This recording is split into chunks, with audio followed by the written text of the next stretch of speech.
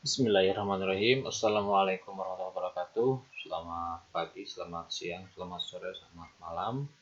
Kita berjumpa lagi dalam pembelajaran matematika. Untuk pertemuan kita kali ini, kita akan membahas tentang statistika. Gitu ya. Mungkin ada yang susah bacanya, ada yang statistiska. Itulah ya. Apa dia statistika itu? Tidak lupa, semoga selalu sehat dan bahagia. Ini kompetensi dasar kita ya, menentukan dan menganalisis ukuran pemusatan dan penyebaran yang disajikan dalam bentuk tabel distribusi frekuensi dan histogram. Namun sebelum ke sana, kita perlu tahu dulu sih, apa itu statistika? Statistika. Apakah statistika itu soto Bandung atau cuci apa itu? Sampel darah atau apa ini? Korek api. Apa hubungannya? Jadi begini sebenarnya ya, Saudara. Statistika itu salah satu fungsinya adalah mengambil data, mengambil sebagian data untuk menyimpulkan secara keseluruhan. Itu statistika. Statistika ini ilmu yang sangat penting, penting dan menarik dan wajib dipelajari. Anda kalau misalkan mengambil perkuliahan ya, ini pasti bertemu dengan statistika, mau tidak mau, karena nanti di penelitian pasti berhubungan dengan statistika. Semua berhubungan dengan statistika. Tapi apa sih dasarnya itu? Jadi intinya, ini catat ya. Dasarnya statistika itu adalah salah satu fungsi statistika adalah untuk mengambil sebagian untuk menyimpulkan secara keseluruhan, gitu ya. Mengambil sebagian menyimpulkan keseluruhan. Yang sebagian itu nanti kita sebut sampel, yang seluruhan kita sebut populasi. Contohnya, kalau misalkan di soto ayam, apakah ada statistika di sini? Ya tentu ada ya, tentu ada. Karena begini, kalau Anda masak, Anda tidak belilah, misalkan Anda masak soto ayam ataupun sayur ataupun apalah. Nah, untuk mengetes bahwa mencoba gitu ya, rasanya itu ini sudah icip rasa, koreksi rasa, bahasa ibunya gitu ya, bahasa chefnya gitu. Koreksi rasa itu Anda kuah, meskipun kuahnya itu 2 liter atau 10 liter, tentu yang Anda ambil itu adalah sesendok atau secendok juga tidak ya, segitulah. Nah, ya, jadi satu apa namanya, itulah satu sedikit lah pokoknya, kalau nggak satu sendok kan, satu kecapan Anda. Nah, tapi dengan satu kecapan itu Anda jadi bisa menentukan bahwa ini rasanya kurang garam, kurang apa gitu ya, kurang pecin gitu ya. Nah, itu adalah mengambil sebagian untuk menyimpulkan bahwa keseluruhan. Padahal sebenarnya secara faktornya, kalau Anda ingin mengetahui dengan pasti rasanya itu sudah enak, kuahnya itu semuanya harus Anda minum. Kan gitu. Begitu juga dengan sampel darah. Ya, sementara untuk menentukan golongan darah A, B, AB atau 0, itu kan diambilnya 1 tetes, diuji. Gitu. Padahal kan harusnya tidak 1 tetes, harusnya darah yang ada di tubuh Anda semuanya dikeluarkan gitu, lalu nanti diuji gitu. Jadi, tapi dengan bantuan konsep statistika, ya ambil aja sebagian. Ya bisa di jari tangan, bisa di jari kaki gitu, bisa di mana saja secara konsepnya gitu. Yang penting ambil darah lalu dicek. Ya. Begitu juga dengan korek api ini. Misalkan Anda mau beli korek api batang lah ya. Kalau mungkin sekarang korek api ya begitulah. Ini Anda untuk mengetahui dia bagus atau tidaknya, Anda ambil satu, kecerek gitu ya, Anda hurungkan. Ya, kalau Anda tentu ngambilnya sembarang ya. Kalau ngambil sembarang nanti dicek, ini nyala. Tapi kalau nyala, bagus gitu. Gitu kan. Padahal nggak seperti itu kan seharusnya. Kalau tanpa statistik, harusnya semua korek api Anda cek satu-satu baru bisa mengatakan bagus gitu. Ya. Tapi Anda cukup ngecek satu cek gitu ya, satu. Wah, bagus. Anda bisa menyimpulkan keseluruhannya. Nah, nanti lebih lanjut itu nanti Anda akan berkenalan misalkan di sini ya dengan taraf signifikansi, nanti ada alfa dan sebagainya ya, kalau nanti Anda sudah di perkuliahan. Nah, statistika sendiri kalau kita definisikan adalah ilmu yang pelajari bagaimana merencanakan, mengumpulkan, menganalisis, menginterpretasi, dan mempresentasikan data. Nah, ini saya diambil dari buku pemerintah ya. Jadi merencanakan, mengumpulkan, menganalisis, menginterpretasi. Interpretasi itu menjelaskan gitu ya, dan mempresentasikan. Bukan mempresentasikan berarti mengejawantahkan ke dalam bentuk visual biasanya. Nah, ini penyajian data. Sebelum kita ke statistika, kita belajar dulu penyajian data atau representasi data itu seperti apa biasanya. Pertama, ada diagram garis ya. Diagram garis ini mungkin sudah familiar.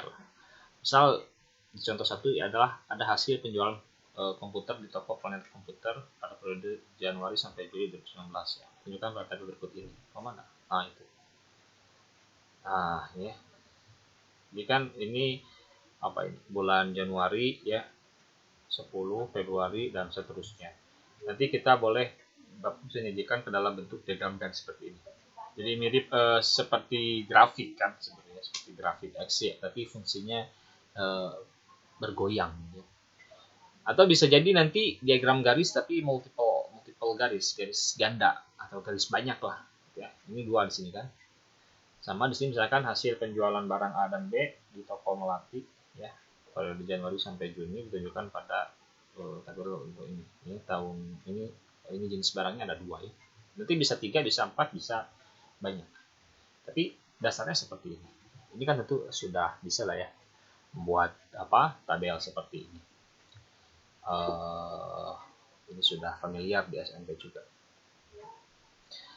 Kemudian nanti ada diagram batang. Nah, diagram batang ya sebenarnya seperti diagram garis tapi bentuknya batang kan gitu ya. Contohnya di sini ada tabel berikut menunjukkan banyaknya siswa di kota A menurut tingkat sekolah pada tahun 2019. SD 1000, SMP, SMA, STM, SMK gitu ya bahasa sekarang ya.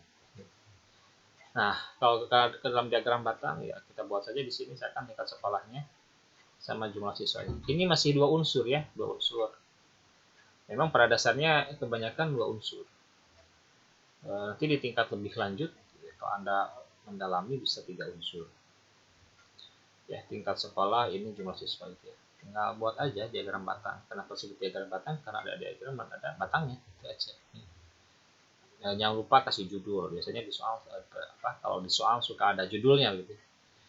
Ini yang vertikal, bisa juga Anda buat horizontal seperti ini. Ya. Dan sebenarnya banyak tipenya ya. Kalau Anda misalkan buka di di Excel gitu, banyak ya. Ada kolom line, pie, area, dan banyak lah. Dan statistika ini memang ilmu yang sangat sekarang lagi gencar-gencarnya ya. Apalagi kalau misalkan Anda search ya, kata kunci itu ada big data gitu. Saya ya meskipun itu berhubungan dengan big data agak menyinggung ke teknik informatika atau teknik elektro ke coding kayak gitu. Tapi itu sekarang sedang booming ya, udah 1 dekade terakhir, 10 tahun terakhir. Jadi bagaimana mengumpulkan data yang banyak gitu. Itu statistika. Facebook menggunakan, Instagram menggunakan ya. Itu digunakan satunya untuk melihat kecenderungan Anda gitu. Kan kadang kalau kita lagi buka Instagram suka muncul iklan itu kan berdasarkan hasil pencarian kita gitu. Jadi itu statistik. Bahkan di YouTube juga kan, YouTube juga kan statistik gitu di YouTube itu. Kalau yang dalam YouTube ya ada monetize gitu kayak gitu, banyak lah info-infonya ya. Oke, itu diagram batang jenis kedua. Yang ketiga, diagram lingkaran. Ini yang favorit tentu ya, favorit dan perlu kita pelajari agak dalam. Sini contoh satu adalah data berikut menunjukkan banyaknya peminat kegiatan ekstrakurikuler siswa kelas 12 di SMA Merdeka. Ya. Kegiatan olahraga 90 orang, PMR ada 60 orang, dan Paskibra 60 orang. Seperti ini. Nah, nanti dalam diagram lingkaran ini nanti ada dua. Ada yang memotong lingkarannya itu berdasarkan persentase, seperti ini. Ada yang berdasarkan sudut pusat. Kalau persentase nanti totalnya ini kalau ditotalin harus jadi 100%. Nah, kalau dalam sudut pusat ini sudutnya kalau dijumlahkan semuanya harus menjadi 360 derajat gitu ya. Ya caranya untuk menggambarnya kan ini PMR nih. Misalkan PMR 60 orang. Di sini harus misalnya harus gimana berapa persen gitu ya. Nah, cara menghitungnya adalah ya hitung aja banyaknya PMR dibagi total itu juga ya, olahraga keseluruhan, banyaknya yang suka olahraga per banyaknya keseluruhan gitu aja. Kalau persentase bedanya kali 100%, nanti satuannya dalam persen. Kalau besar sudut kali dengan 360 derajat. Karena kan satu putaran ini 360 derajat gitu ya. Gitu. Setelah dapat angka-angkanya baru digambar. Memang kalau menggambar ini biasanya pakai busur ya. Ataupun kalau nggak pakai busur ya sekarang pakai Excel. Nah, paling di sini biasanya begini. Kalau di soal biasanya suka ada berpenyiku gini. Nah, suka berpenyiku gini. Ini kadang biasanya olahraga misal ditanyakan PMR dikasih tahu berapa persen. Nah, kalau Paskibra yang berpenyiku ini tidak dikasih tahu. Tapi kalau ada yang berpenyiku, nah itu kita harus ingat ya. Kalau ada yang berpenyiku, itu dia sama juga dengan 25%. Karena kan seperempat lingkaran 20%. Atau bisa jadi 90 derajat, tergantung konteks soalnya. Sedang bicara derajat atau sedang bicara persen. Gitu ya. Jadi kalau ada yang berpenyiku gini, ingat dia 25% atau 90 derajat. Gitu ya. Tapi ini mah sudah paham lah ya. Ada juga tidak begitu susah. Kemudian selanjutnya, nah tadi kan ada diagram batang, diagram garis, ada diagram lingkaran. Nah selanjutnya dalam penyajian data juga nanti ada yang disebut dengan tabel distribusi frekuensi, ya. Nggak kemasukan, bukan tabel distribusi frekuensi, histogram harusnya. Nanti ada histogram, histogram dan ada juga histogram lah sama poligon. Ini nggak ada ya. Jadi ada histogram, poligon, dan tabel distribusi frekuensi. Ada dua lagi yang belum tentang penyajian data. Cuma untuk pertemuan kali ini dilewat dulu.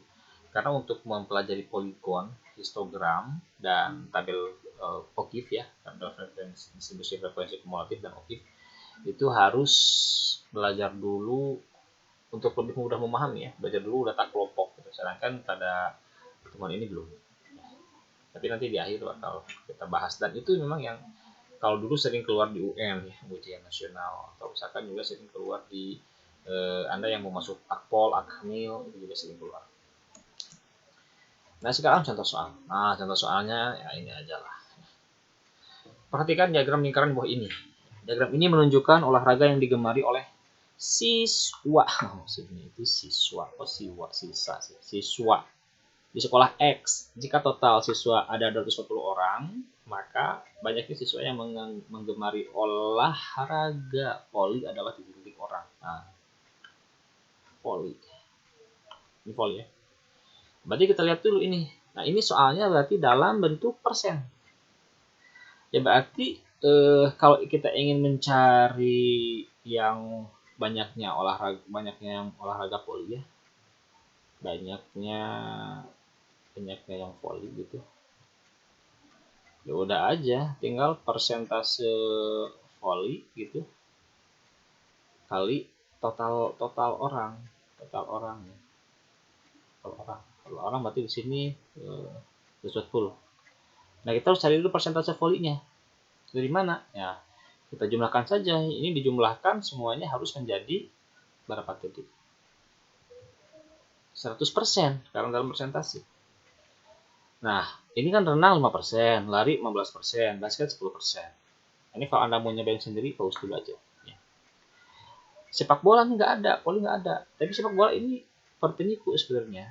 Ya, harusnya pakai penyiku gitulah. Berarti berapa persen? Nah, ini kalau penyiku berarti ini kan seperempat dari keseluruhannya ini. Berarti 25%. Nah, gitu aja. Jadi kalau dihitung persentase voli ini ya tinggal 100% dikurangi ini semua. Ini kalau dihitung berapa? 15 tambah 25 40 50 55. Oh, ini yang diketahui yang lainnya 55%. Berarti voli itu sekitar, bukan sekitar ya, voli itu adalah berapa persen? Betul, 45%. Nah, gitu. Ini voli 45%. Tadi kalau misalkan ininya dalam derajat, berarti yang berpenyiku ini 90 derajat. Gitu ya. Tinggal masukkannya ke sini. Berarti gimana nih? Persentase voli 45%. 45% kali berapa? 240. Nah, gitu ya. 45% itu artinya 45 per 100 kali 240 orang. Nah, itu sederhanakan ya, sederhanakan dulu. Coret-coret nol ya. Yang dia nolnya coret nih. Coret. Nah, itu sekarang 45 bagi 10. Bisa nggak 45 bagi 10? 45 bagi 10 sederhanakan, bagi 5 dua-duanya. Kalau dua-duanya dibagi 5 berarti yang atas jadi 9, yang bawah jadi 2. Oh, jadi ini kalau ada kali sama bagi ya, bagi dulu aja. Ya, bagi dulu, jangan dikali dulu. Boleh sih dikali dulu, tapi angkanya jadi membengkak gitu. Nah, ini kan 24-nya bisa bagi 2 ya. Ini juga 24 itu bagi 2, jangan 29 kali 12. Jadi 9 kali jangan 29 kali 24 dulu. 24 dulu bagi 2, 9 kali 12. Nah, tes 9 kali 12 berapa tuh? 9 kali ini kan 10 tambah 2 ya. 9 kali 10-nya 90, 9 kali 2-nya 18. Jadi 90 tambah 18, 108. Nah, begitu. Bisa dipahami ya? Bisa. Oke. Terkadang yang diketahuinya itu bukan total. Misal yang diketahuinya itu adalah basket. Ya, atau jangan basket lah. Misalkan ini nih yang diketahuinya adalah yang lari, misalkan jadi jika total siswa yang menyukai lari, misalkan ya, lari itu adalah misalkan berapa ini? Kalau 15% dari 210 36. Nah, 36. Misalkan gitu ya. Jadi di soalnya misalkan jika total siswa yang menyukai lari adalah 36%, berapa yang suka voli? Tetap aja kita cari dulu volinya. Nah, nanti sudah cari volinya, kita carinya begini. Ya. Bahwa persentase voli gitu ya dibagi persentase lari, yang diketahuinya kan lari gitu ya, sama dengan jumlah yang suka voli dibagi jumlah yang suka lari. Nah, gitulah. Persentase volinya setelah dihitung kita dapat 45%. 45% dibagi berapa ini? 15%. Dengan yang suka volinya yang kita cari ya, jumlah yang suka voli, jumlah yang suka larinya adalah 36. Nah, begitu. Sini kita balikin ya, yang jumlah volinya di sebelah di ruas kiri lah. Nah, ini kan persen bagi persennya habis nih. 45 bagi 15 berapa? 3. Nah, 3 kan gitu ya. Ini kan persen-persennya habis. Berarti jumlah yang suka volinya adalah 3 kali 36-nya kan pindah jadi kali asalnya bagi. Jadi jumlah yang suka voli adalah 108. Nah, sama gitu ya. Jadi boleh seperti itu. Boleh seperti itu. Apa namanya? Mencarinya. Kalau misalkan nanti ini kalau yang ditanyakannya adalah apa namanya? Yang diketahuinya bukan keseluruhan gitu saja ya. Gitu aja lah. Ya, kok itu yang bilang ini ya. Biasa setelah beres kita kasih apa namanya? Kasih tandanya. Ini 108, ini 108 sama saja. Tapi ini kan yang diketahuinya keseluruhan, kalau ini ketahuinya tidak apa persentase yang diketahui saja gitu ya. Nah, meskipun sebenarnya kadang bisa gampang saja. Ini kan 15%, ini 45%. Oh, 45% itu kali 3 udah aja nih kali 3. Boleh seperti itu. Jadi kan kalau misalkan volinya 42%, pakai cara seperti ini, gitu ya. Dasarnya seperti itu. Jadi persentase bagi persentase sama dengan jumlah bagi jumlah. Persentase A dibagi persentase B sama dengan jumlah A dibagi jumlah B. Gitu ya. Oke. Oke, itu saja untuk video yang ini. Nanti kita lanjut lagi di video yang selanjutnya tentang bagaimana statistika data tunggal. Ya, terima kasih. Assalamualaikum warahmatullahi wabarakatuh.